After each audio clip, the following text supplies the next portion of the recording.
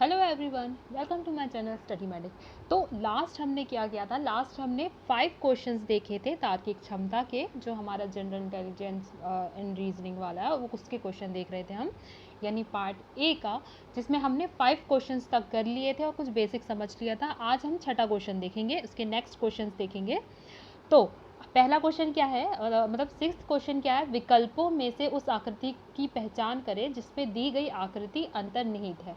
ठीक है, तो इसका सही उत्तर क्या है? इसका सही उत्तर है बी। कैसे? हम इसका शेप देख सकते हैं और इसकी जो लाइनिंग है थोड़ी बाहर निकली है, तो डी वाला बिल्कुल नहीं है। इसका शेप अगर हम ए वाला देखेंगे तो ए वाला भी नहीं है और सी वाला भी नहीं है। तो इसका आंसर कौन सा हो गया? इसका सही आंसर है हमारा बी वाला। ठीक है, तो नेक्स्ट क्वेश्चन हमारा क्या है? नेक्स्ट क्वेश्चन है 7, यानी इस क्वेश्चन में दिया हुआ है कि 5 आदमी PQRST अखबार पढ़ रहे हैं। तो हमारे यहाँ हमारे पास कितने हैं? 1 2 3 4 5। ठीक है, ये हमने लिख लिया। तो हम इसको कैसे सॉल्व करेंगे? This is the only puzzles game like, है ना। तो क्या बोला है? अखबार को पहले पढ़ने वाला इसे टी को देता है। तो जिसने पहले पढ़ा है उसके बाद वो किसको दिया होगा? उसने टी को दिया होगा। अंत में पढ़ने वाले ने इसे आर से लिया था, तो अंत में कौन है यहाँ पे? तो इसने आर से लिया था। नेक्स्ट क्या है? क्यू इसे पढ़ने वाला पहला या अंतिम नहीं है। तो पहला और अंतिम देखा, यानी हमने क्यू कहाँ पे आ जाएगा? बीच में आ गया। और फिर क्या बोला है नेक्स्ट? पी और आर के बीच 2 पढ़ने वाले थे, पी और आर के बीच। तो यहाँ पे देखेंगे तो यहाँ पे तो एक भी व्यक्ति नहीं है। अगर हम यहाँ देखेंगे तो पी और आर के बीच में पढ़ने वाले 2 व्यक्ति हो गए, टी और क्यू। तो लास्ट हमारा कौन सा बचा? एस। तो एस कहाँ आ जाएगा? लास्ट में आएगा। ठीक है, तो हमारी सीरीज क्या बन गई? यानी पहले पी ने पढ़ा होगा, फिर टी ने पढ़ा होगा, फिर क्यू ने पढ़ा होगा, फिर आर ने पढ़ा होगा और एस ने पढ़ा होगा। ठीक है, और हमको अब हम ऑप्शन देख लेते हैं।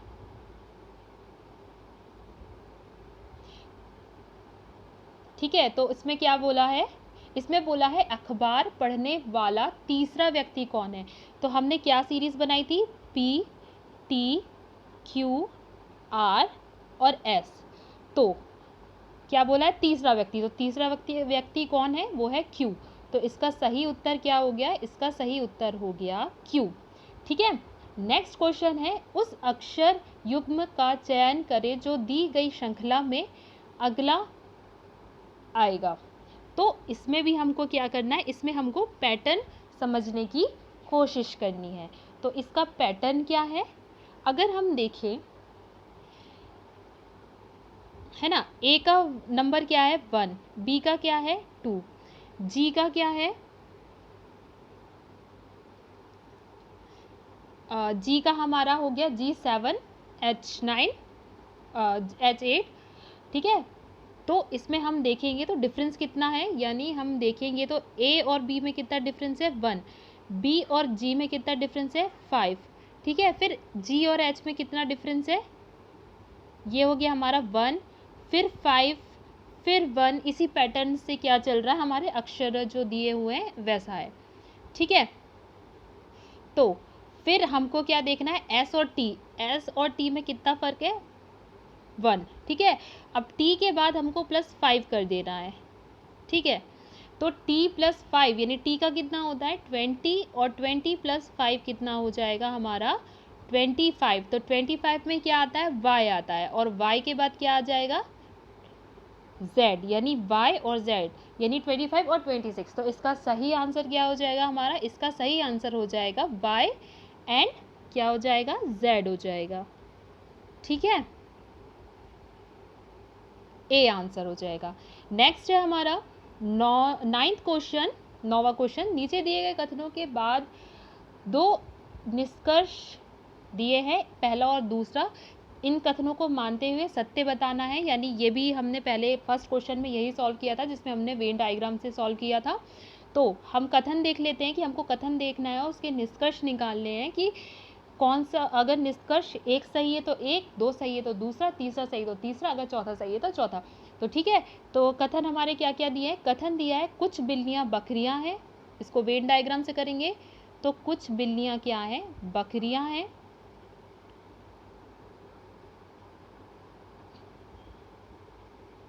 ठीक है, और कुछ सभी बकरियां क्या है,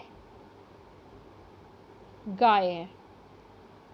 तो इससे हमारा क्या क्या निष्कर्ष दिया है, सभी गाय बकरियां है, तो ये क्या हो जाएगा, ये गलत हो जाएगा, क्योंकि कुछ गाय बकरियां हैं, है ना। फिर कुछ बिल्लियां गाय हैं, तो कुछ बिल्लियां गाय सही है, क्योंकि कुछ बिल्लियां गाय हो सकती हैं। तो इसका हमारा आंसर, सही आंसर क्या हो जाएगा, इसका सही आंसर हो जाएगा केवल निष्कर्ष जो सेकंड है वो अनुसरण करता है। ठीक है, नेक्स्ट क्वेश्चन हमारा क्या है, 10वां क्वेश्चन देखते हैं हम। 10th क्वेश्चन में दिया हुआ है कि वह विकल्प चुने जो प्रश्न चिन्ह के स्थान पर आएगा और दिए गए पैटर्न को पूरा करेगा। तो हम देख ही सकते हैं कि पैटर्न कैसा है, ट्राइंगल में आया है, दोनों तरफ जो हमारा इक्विलेटरल ट्राइंगल है वो दिया हुआ है। ठीक है, और आइसोसेलेस ट्राइंगल यानी मतलब हमारा जो जिसकी दो भुजाएं इक्वल होती हैं। ठीक है, तो वैसा ट्राइंगल दिया है, नेक्स्ट भी वैसा ही होगा। तो हमारा नेक्स्ट पैटर्न क्या होना चाहिए, नेक्स्ट हमारा पैटर्न जो होगा वो किस प्रकार से होगा, इस प्रकार से। तो हम देख सकते हैं कौन सा पैटर्न मैच कर रहा है, ये कर रहा है हमारा ए। ठीक है, तो कैसा बनेगा ये पैटर्न, कुछ इस प्रकार से बनेगा। तो हमारा सही पैटर्न क्या हो जाएगा, ए। नेक्स्ट क्वेश्चन है हमारा 11th क्वेश्चन। उस विकल्प का चयन करें जो दिए गए युग्म का सदृश है। हृदय का कार्डियोलॉजिस्ट, रोगी जो होता है वो अस्पताल जाता है, वायरस को वायरोलॉजी, वायरस से जो बीमारी होती है उसको वायरोलॉजी बोलते हैं, शैवाल विज्ञान जो होता है वो कवक से का दिया है, और पौधे यानी वनस्पति शास्त्र। तो इसका सही उत्तर क्या है, वायरस वायरोलॉजी।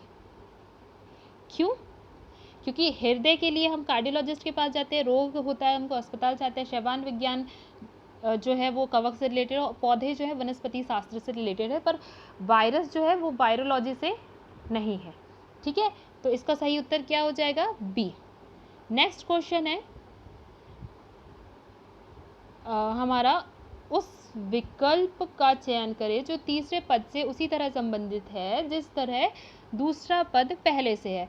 तो इसमें क्या किया, अगर हम देखें तो इसकी पोजीशन जैसे अगर देखें तो P1 पे है, U2 पे है, R3 नंबर पे है, S4 पे है, E5 पे। तो उसको क्या लिख दिया उसने, पहले 2 नंबर वाले को दिया है, फिर नेक्स्ट हमारा थर्ड नंबर वाले फर्स्ट नंबर वाले को लिया है यानी P लिया है, फिर उसने R यानी थर्ड नंबर वाले को लिया है, फिर S ना लेके E लिया यानी फिफ्थ, और लास्ट में क्या दे दिया हमारा S। तो उसी प्रकार से हम रेजर को कैसे लिखेंगे,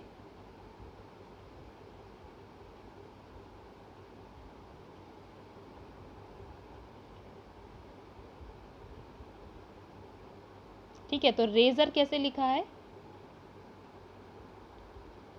ना। तो पहले A आ जाएगा, फिर R आ जाएगा। ठीक है, तो हमारा AC यानी ये B वाला आंसर हमारा है ही नहीं। फिर जो हमारा Z है उसको भी हम वैसे ही उतार सकते हैं। तो हमको इतने में ही हमारा आंसर मिल गया, तो इसका सही आंसर क्या हो जाएगा, D हो जाएगा। बाकी देख लेते हैं, E यानी पहले R आएगा, फिर क्या आ जाएगा हमारा O। ठीक है, नेक्स्ट है हमारा 13 क्वेश्चन।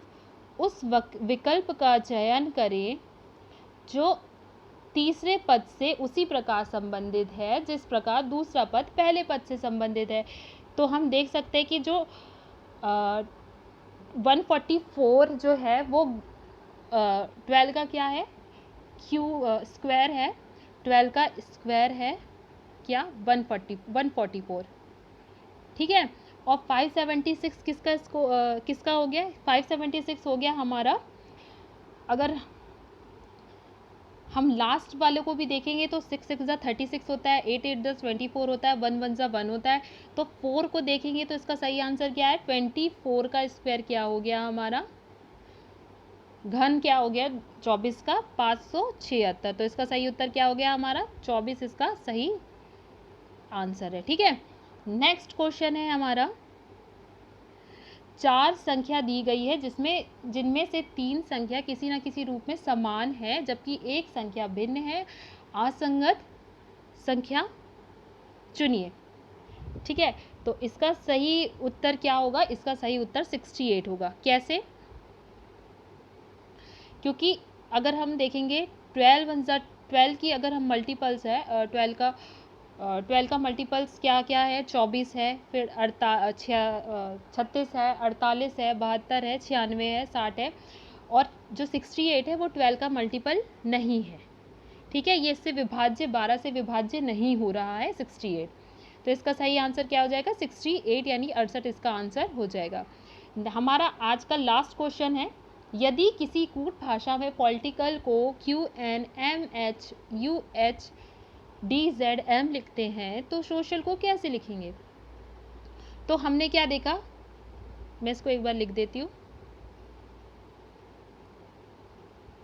ठीक है, हमारा POLITICAL,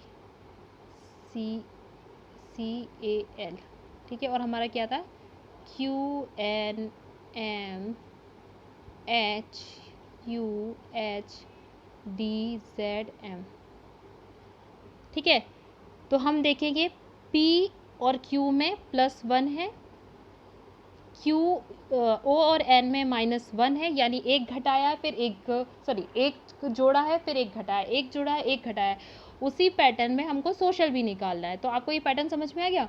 तो सोशल में क्या करेंगे हम? सोशल में अगर हम 1 प्लस करेंगे तो क्या आएगा? T।